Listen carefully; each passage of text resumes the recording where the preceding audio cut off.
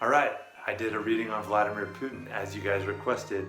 Remember, you can always request readings on certain topics in the comments below, so go for it. What can we expect from Vladimir Putin for the remainder of this year? Will he stay in power in Russia, or has he tipped his hand, and will the Russian people and the other people, higher ups, revolt against him and depose him, or will he face the assassin's bullet, or what will happen? Be sure and check out my video on the Ukraine situation. That video is more about that, the Ukraine war, but this video I'm focusing on Putin.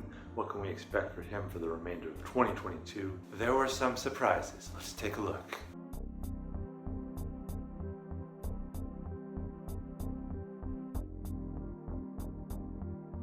If you watched my Ukraine video, you remember that the card that came up for characterizing Putin really is the Emperor right now, who is a very powerful figure, but he's also not used to resistance and things like that. So he's a very self-righteous and can be angered, and certainly it fits Putin to a T. Taking that into account, I decided to look first at Putin's health for the remainder of 2022. How will he fare in his lifestyle? The card that came up was the Hangman, which obviously, if you're looking at health, this does not sound like the most wonderful of health cards. Normally though, when the Hangman comes up in your reading or anybody's reading, it does not usually mean that you're going to be hung or that you're even going to be killed or die in any sort of way. It usually means that the Hangman is the moment when you step out of your physical existence, and it can often push you into a higher level of consciousness. How does this relate to Putin? Usually it means you're expanding your level of consciousness and your ability to see yourself and your connection with others. Let us hope that this means that Putin is realizing that he is not the emperor that he thinks he is, and that he is a human being too. Or it could just mean that the Russian people hang him. Next, I took a look at his role as ruler of Russia for the remainder, well as ours, of 2022.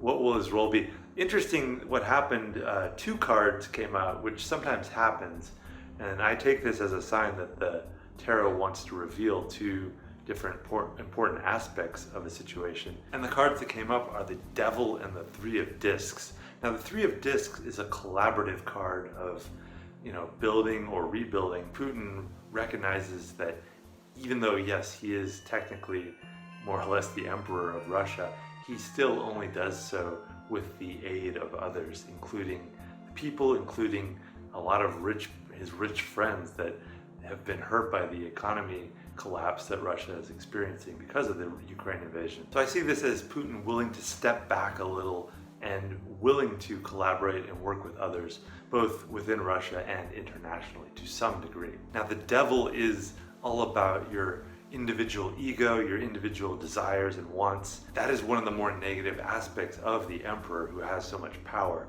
is that it can be abused. The Devil in this situation, I see it as Putin realizing that he is powerful, but he has to sort of keep that devil in check to a degree by collaborating with others. It's not going to be gone, and Putin still has a very kind of childish power streak within him, but he is willing to shackle it because he realizes he has to some degree. Next, I took a look at the mood of the Russian people. The card that came up was the Emperor, and you may be saying, hey, I thought you said this was the characteristic of Putin. And what happened though, when I looked at this card, my attention was drawn, and this is the great thing about the tarot, is that there's so many elements within the card that often your attention can neglect or focus on different aspects with every reading. And what my attention went to with this part of the reading was not the Emperor himself, who is dominant in the image, but behind the Emperor are these rocks, these really sort of the backbone of the Emperor. And I think what I'm seeing with this is these are the Russian people. Yes, there is the Emperor in charge, but behind the Emperor and really supporting the Emperor is the Russian people, and without that, the Emperor has no power at all. So I think the mood of the Russian people is they're recognizing that, yes, Putin is a powerful figure and he can be oppressing their society and so on, but he is ultimately, and this is the thing about the Emperor too, he has his back to the rocks, so he's kind of neglecting them and kind of forgetting that they are people that are supporting him. Connecting it back to the hangman, this may be the realization that Putin is going to have, is that he cannot maintain a Stalinist, oppressive state that he has been more or less implementing since this Ukraine invasion. And he can only suppress social media and online communication so much. For all his attempts and comparisons with Stalin and that society, we are no longer in that society because communication is sort of impossible to stop. And at some point, that level of oppression is going to collapse. Finally, I took a look at the overall attitude of the Russian people towards Putin, especially since the Ukraine situation and all these clampdowns on protests within Russia. How has that affected their view of Putin?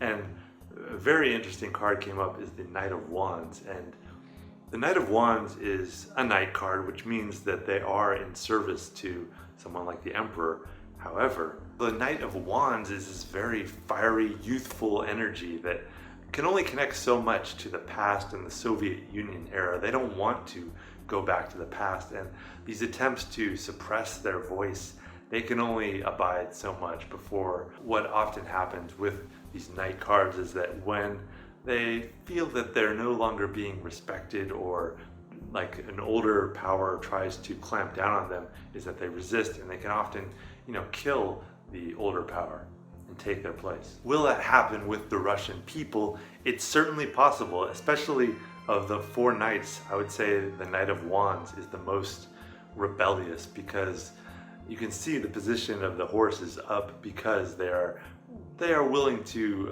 fight even against older powers if need be. By initiating this invasion into Ukraine, Putin has, in a large way, kind of tipped the situation, his own situation in Russia, in a way that he can never reverse.